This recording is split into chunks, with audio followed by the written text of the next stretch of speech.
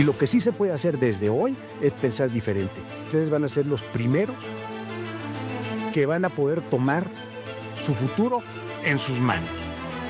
Tomen su futuro. Tómenlo. Nadie más lo va a hacer por ustedes. Para eso es la juventud. Para estar inconforme, para decir, no, lo que está escrito no me gusta y voy a escribirlo mejor. Voy a escribir una historia que me acomode más a mí. El héroe tienen que ser ustedes. No consentir y no cooperar. Porque no puedes cooperar con un régimen de criminales y corruptos. Este discurso lo único que te dice es eres una víctima, pero además, claro, las víctimas, insisto, no son libres. Pues sí, el despertar de la sociedad. Los ciudadanos como protagonistas de su presente, de su futuro, de su destino. No un gobierno, no un partido, no una persona, cada persona. Pablo Ullosa, querido Manuel, Pablo, muy qué buenas gusto, noches. ¿cómo estás? Muy buenas noches. Gabriel Díaz. Manuel, querido, Gabriel, ¿cómo te va? Buenas noches. Muy buenas noches. Sergio Vela. Querido Manuel. Querido Sergio. Pablo, ¿cómo estás? Gabriel. Sergio, Gabriel. Sergio, Buenas querido. noches. Es un tema de México, es un tema global, porque es una batalla la que se libra. Podríamos hablar de las libertades, pero quizá es mucho más profunda que eso. Es un mecanismo que algunos gobiernos, regímenes dictatoriales están tomando para tener control de la sociedad, de las personas, de los ciudadanos, y hay que enfrentar ese tipo de adversidades, hay que enfrentar y hay que señalar a los dictadores, a los tiranos, a los autoritarios. Pablo, ¿cómo ves las cosas? Pues sí, necesitamos que nos vaya mejor, y para que nos vaya mejor, como bien dice Ricardo Salinas, necesitamos pensar mejor, necesitamos hacer mejor las cosas, y para hacer mejor las cosas necesitamos pensar mejor. Y vivimos en un momento en México y en el mundo como has señalado, de enorme autoritarismo, y donde peligra muchísimo la libertad. Estaba viendo ahorita en la oficina de Gabriel Díaz un clásico que se llama El miedo a la libertad, de Erich Fromm. Y a veces la libertad da miedo, pero no debemos olvidar que la libertad, pues no solamente es más que un valor, es la precondición para que haya valores. Cuando tú no eliges, cuando no eres tú el que toma decisiones en su propia vida, en realidad ni siquiera estás viviendo tu propia vida. No es una vida moral, no es una vida ética. Entonces necesitamos mejorar nuestra manera de pensar. Yo creo que este lanzamiento del movimiento anticrimen y corrupción pues es un llamado justamente a que enfrentemos los dos peores problemas que afronta México hoy en día, el de la inseguridad y el de la corrupción. Y yo creo que ese diagnóstico es incontestable, y ojalá que seamos muchas las personas que nos pongamos las pilas para luchar para que mejore la seguridad de nuestro país y para que disminuya la corrupción. Pero tenemos un gobierno que ha hecho hasta lo imposible para que la corrupción crezca.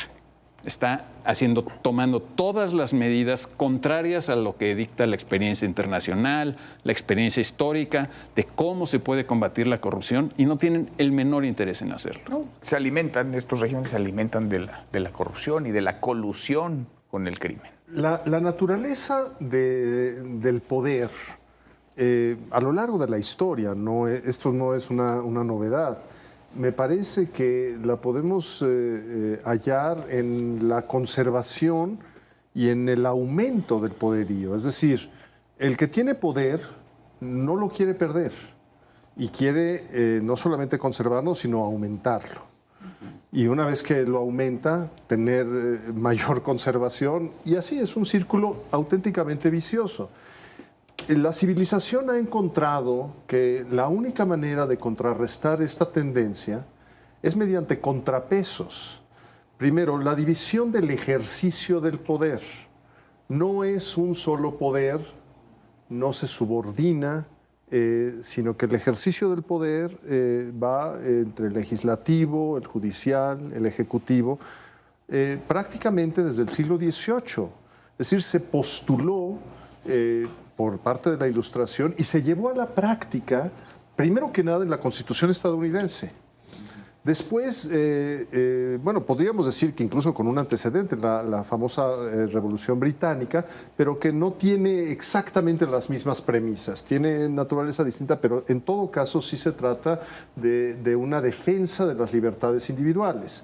Ahora bien, lo que estamos viendo es una tendencia muy preocupante en muchas partes del mundo, que casi podríamos decir crean una condición casi generalizada de acumulación del poder por parte de partidos políticos, pequeñas cúpulas, pequeños movimientos o grandes movimientos, nulificando los contrapesos que siempre son necesarios.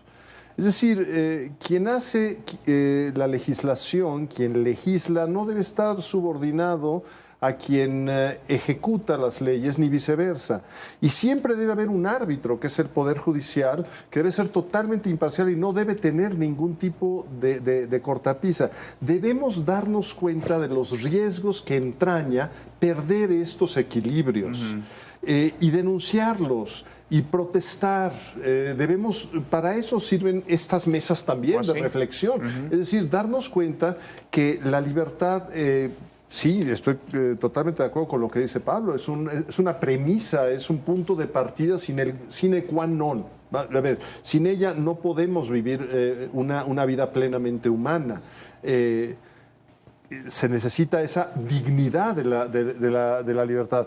El grave problema, me parece, es que frente a tiempos de profundo desorden, de incertidumbre de tipo económico, político, de inseguridad por doquier, hay un aspecto recurrente, psicológico, que se generaliza, y es que las personas buscan orden y están dispuestas a sacrificar la libertad.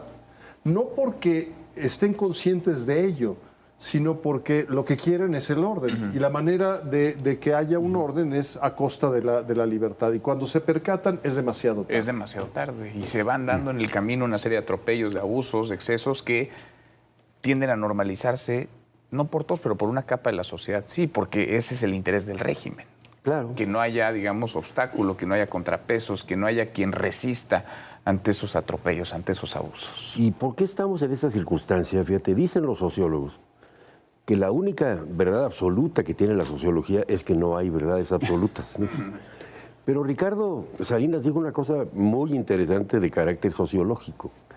Estamos como estamos porque somos como somos. De ahí el impulso a esta revolución cultural que le llaman, ¿no? Tenemos que organizar un cambio ya. Porque desde tiempos prehistóricos y ya históricos recientes en nuestro país, las prácticas del ejercicio tutelar, paternal, han sido la constante, ¿no? De los 200, si le sumas tú los 200 años de independencia a la era anterior de los tlatoanis, México ha tenido apenas la de gran década nacional liberal, de la era juarista de los liberales. En la revolución maderista, que fue efímera, pues realmente muy pocos periodos en que no ha tenido un gobierno fuerte, ¿no? Decía Carlos Fuentes que los mexicanos no nos hallamos sin un gobierno fuerte, ¿no? Y a lo mejor, como dice Sergio, nos encanta el ejercicio tutelar, ¿no? Que alguien piense por ti, ¿sí? Que capture tu libertad y él ejerza lo que tú deberías de hacer individualmente. Nos sentimos más cómodos y que eso lo hagan los políticos, ¿no? Creo que este sedimento de nuestra cultura, yo creo que es lo que tenemos que atacar, porque hay un gran debate entre los europeos de qué es cultura y qué es civilización. Yo te lo podría poner en términos muy sencillos, ¿no? Cultura son sacrificios humanos y civilización no, ¿sí? En la cultura se vale todo. Y lo que nosotros tenemos acá con estos esfuerzos de mirar a esos ámbitos oscuros de nuestro pasado, pretendiendo rescatar unas bases culturales que no tienen ningún caso ahorita por instalar como puntales del México actual, ¿sí? Es verdaderamente sorprendente, verdaderamente vergonzoso ver el ritual a Quetzalcóatl que le hicieron en la inauguración de la nueva Suprema Corte de Justicia, que de veras a mí el cabello se me erizaba de ver esta cuestión, que cómo es posible que estuviera sucediendo en mi país. No nos queremos civilizar, queremos conservar esa cultura con todas estas cuestiones que nos tienen atrapados, ¿no? Y luego hay otra cuestión, ¿no?, que también tiene que ver con lo que dijo Ricardo, ¿no? En un libro de Timothy Snyder, él dice que hay un fenómeno que es como la adaptación de la rana al agua caliente, ¿no? Pensamos que las cosas buenas, o a veces las malas, son para siempre. México experimentó una transición muy, muy buena en fines de los 90, mediados de los 90 con las reformas, que prometía un camino que incluía democracia, con el respeto a todas las libertades, y crecimiento económico. Nosotros dijimos, esto ya no tiene remedio, ya no hay modo de volver atrás. Y lo hicimos, ¿no? Sí. Estamos volviendo a un modelo autoritario, paternal, populista, que mina las libertades individuales en aras de esa protección, de ese manto que tiene sobre el pueblo, ¿no? Otra fantasía que han inventado como una categoría que no es absolutamente viable en un país civilizado, ¿no? ¿Qué cosa es el pueblo? ¿Quién es el pueblo finalmente? Porque ¿no? todo esto necesita un relato, necesita una narrativa, necesita un sistema, digamos, para cooptar al individuo, ¿no? Para restarle dignidad, para poseerlo, para tripularlo, para repartir el dinero de todos en ayudas y para que el trabajo deje de ser una cosa importante, por ejemplo, ¿no? Y entonces recibes un dinero y compro, digamos, no solamente tu gratitud, sino tu lealtad en términos electorales, tu obediencia. Y es peligroso cuando no se dimensiona el riesgo que conlleva. Esos pequeños pasos hacia una sola dirección van generando un régimen cada vez más fuerte y un régimen sin contrapesos que puede terminar por oprimir a ese pueblo, porque está muy manoseada además la palabra, que en teoría en el papel intentan o dicen proteger. Sí, es un gobierno fuerte y no.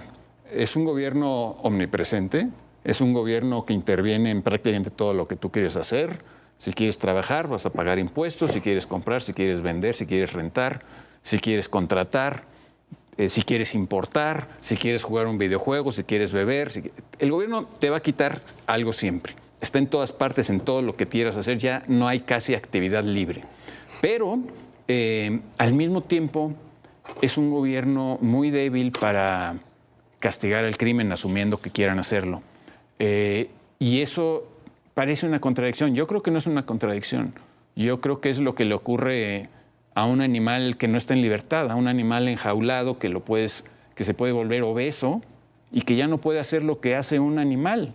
Mientras más grandote es, mientras más obeso es, menos capacidades tiene de comportarse como debería hacerlo un animal. Eso es lo que le puede pasar al gobierno y lo que le está pasando. Cada vez están gastando más dinero a lo menso, cada vez están invirtiendo más en más tonterías que no dejan ningún recurso para la gente, pero sí les dejan un montón de dinero para su corrupción.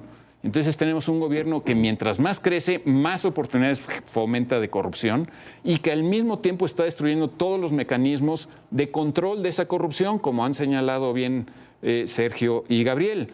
A mí lo que me espeluznó, Gabriel, de la nueva Suprema Corte es la declaración de la jueza Ríos, donde ella tal cual está declarando que no tienen por qué supervisar las leyes que dicta el legislativo. Es decir, está renunciando a la esencia misma de lo que es una Suprema Corte, que debe revisar la constitucionalidad de las leyes, el proceder del Ejecutivo, etcétera. Y ellos dicen, no debemos hacer esto. Bueno, ¿qué se supone que debe hacer una Suprema Corte si no es eso? Yo ya me doy, o sea, ¿qué hace una Suprema Corte si no es revisar la constitucionalidad de las leyes? El ridículo. El ridículo. El ridículo. A ver, a mí me preocupan muchas cosas de lo que está ocurriendo. En primer lugar, cuando hablamos de libertad, y mencionaste que en el despacho de Gabriel, acá en Azteca Noticias, está el miedo a la libertad de Fromm. Un clásico que nunca muere. No muere, por supuesto que no. Es que frente a la libertad está la responsabilidad. Tenemos que actuar responsablemente, tenemos que responder de nuestros actos, de nuestras decisiones. De ahí que implica una conciencia ética. Todas nuestras decisiones libres tienen una carga moral. Ahora bien, Cuando hay un pensamiento único que se opone al diálogo, que se opone a la tolerancia, que se opone a la discusión, está al mismo tiempo negando la concordia. A mí me parece que lo que debemos procurar es señalar la imperiosa necesidad de recuperar el diálogo. No podemos suponer que una sociedad pueda avanzar con un solo tipo de pensamiento, pero necesitamos una base común que es el respeto justamente a esa diversidad y el no estar aplanando con mentiras, con transgresiones, con desequilibrios, con violaciones a los principios más elementales de la convivencia política, justamente lo que implica una pluralidad necesaria e indispensable de una sociedad. La defensa acérrima de los principios liberales que encabeza Ricardo Salinas a mí me parece importantísima. Ahora, nomás quiero señalar que Pablo Gómez es el encargado de la reforma electoral y ya declaró que no quiere platicar con nadie de la oposición. Nadie, no tiene ningún interés en sentarse a dialogar con nadie. Ya olvídate en ponerse de acuerdo con Pablo Gómez, un comunista histórico, admirador de Cuba y Venezuela. Ve cómo están. Pero hay que decir por qué es importante que sí se dialogue. Claro. No, al parecer hemos tenido un verano, ¿no?, de nuestro descontento. Pero la exhibición que ha dado ahora el régimen lo ha puesto verdaderamente en sus términos, ¿no? Desde los lujos de la nueva clase política, con un discurso anterior de austeridad, republicana, etcétera, todo esto que se exhibió, de los más altos niveles de la clase política actual, ¿no? Los padres conscriptos, ¿no?, entre ellos algunos innombrables, ¿sí? Y luego de fijar la agenda, que eso es muy importante, ¿no? En tiempos modernos, en tiempos actuales, el autoritarismo tiene formas modernas también de ejercerse, ¿no?